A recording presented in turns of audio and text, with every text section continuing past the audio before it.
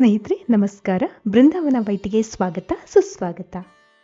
ಇನ್ನೇನು ಗಣೇಶ ಚತುರ್ಥಿ ಬಂದೇ ಬಿಡ್ತು. ಪ್ರಥಮ ಪೂಜಿತ ಗಣೇಶನ ಕಥೆಗಳೆಂದ್ರೆ ಯಾರಿಗ್ ತಾನೇ ಇಷ್ಟ ಇಲ್ಲ ಹೇಳಿ, ಎಲ್ಲರಿಗೂ ಅಚ್ಚುಮೆಚ್ಚು ಅಲ್ವಾ? ಇವತ್ತು ನಾವು ನೀವೆಲ್ಲ ಓದ್ತಾ ಇರೋ ಮಹಾಕೃತಿಯಾದ ಮಹಾಭಾರತವನ್ನ ರಚನೆ ಮಾಡಿದ್ದು ವೇದವ್ಯಾಸರು ಅನ್ನೋದು ಎಲ್ಲರಿಗೂ ಗೊತ್ತಿರೋದೆ. ಆದ್ರೆ ಈ ಮಹಾಭಾರತದ ಕೃತಿಯನ್ನ ಬರೆದಿದ್ದು ಅಂದ್ರೆ ಇದರ ಲಿಪಿಕಾರ ಗಣೇಶ ಅನ್ನೋದು ಅನೇಕರಿಗೆ ತಿಳಿದಿಲ್ಲ. ಮಹಾಭಾರತದ ಕೃತಿಯನ್ನ ಬರೆದಿದ್ದು ಪ್ರಥಮ ವಂದಿತ ಗಣೇಶ ಪಾರ್ವತಿ ಸುತ. ಈ ವಿಡಿಯೋದಲ್ಲಿ ಮಹಾಭಾರತ ರಚಿಸುವಾಗ ವೇದವ್ಯಾಸರ ಮತ್ತೆ ಗಣೇಶನ ನಡುವಿನ ಒಂದು ಕಥೆಯನ್ನ ನೋಡೋಣ. ಅದು ಮಹಾಭಾರತ ಯುದ್ಧ ಮುಗಿದಂತಹ ಸಮಯ.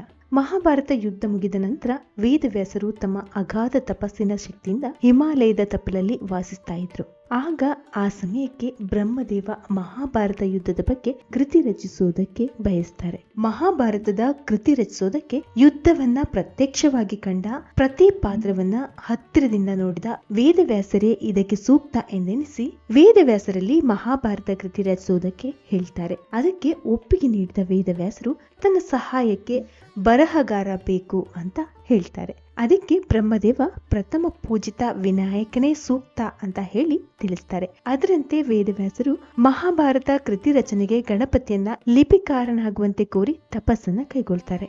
ಈ ತಪಸ್ಸಿಗೆ ಮೆಚ್ಚಿದ ಗಣೇಶ ಕೃತಿ ರಚನೆಗೆ ಲಿಪಿಕಾರನಾಗುವುದಕ್ಕೆ ಒಪ್ಪಿಗೆಯನ್ನ ನೀಡ್ತಾನೆ. ಆದ್ರೆ ಒಂದು ಷರತ್ತನ್ನ ವೇದವ್ಯಾಸರಿಗೆ ವಿಧಿಸ್ತಾನೆ. ವ್ಯಾಸರು ಯಾವುದೇ ಕಾರಣಕ್ಕೂ ಕತೆ ಹೇಳೋದನ್ನ ಮಧ್ಯದಲ್ಲಿ ನಿಲ್ಲಿಸೋ ಹಾಗಿಲ್ಲ.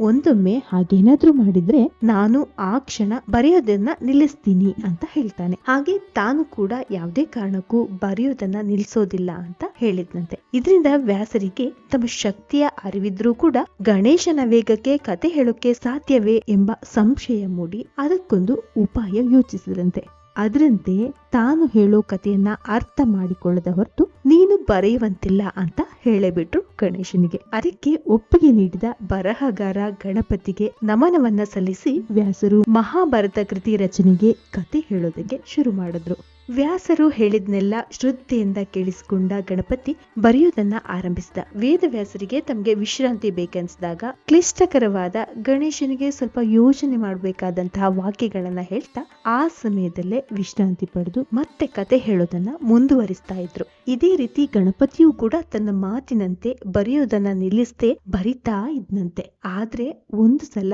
ತಾನು ಬರೀತಿದ್ದ ಲೇಖನಿ ತುಂಡಾಗುತ್ತೆ. ಆಗ ಗಣೇಶ ತನ್ನ ಮಾತಿಗೆ ಬದ್ಧನಾಗಿರುವ ಸಲುವಾಗಿ ತನ್ನ ದಂತವನ್ನೇ ಮುರಿದು ಕೃತಿ ರಚನೆಯನ್ನ ಮುಂದುವರಿಸಿದ. ಹೀಗೆ ಹಲವಾರು ವರ್ಷಗಳು ಕಳೆದ ನಂತರ ಶ್ರೇಷ್ಠ ಕೃತಿ ಮಹಾಭಾರತದ ರಚನೆಯಾಯಿತು. ಗೆಳೆಯರೆ, ನಿಮ್ಗೆಲ್ಲ ಈ ಕತೆ ಇಷ್ಟ ಆಯ್ತು ಅಂತ ಅನ್ಕೊಳ್ತೀನಿ. ಹಾಗೆ ನೀವಿನ್ನು ಚಾನೆಲ್ ನ ಸಬ್ಸ್ಕ್ರೈಬ್ ಮಾಡಿಲ್ಲ ಅಂದ್ರೆ ಸಬ್ಸ್ಕ್ರೈಬ್ ಮಾಡಿ ನನಗೆ ಸಪೋರ್ಟ್ ಮಾಡಿ. ಸರ್ವೇ ಜನ ಸುಖಿನೋ ಭವಂತು. ಶುಭ ದಿನ ನಿಮ್ದಾಗ್ಲಿ.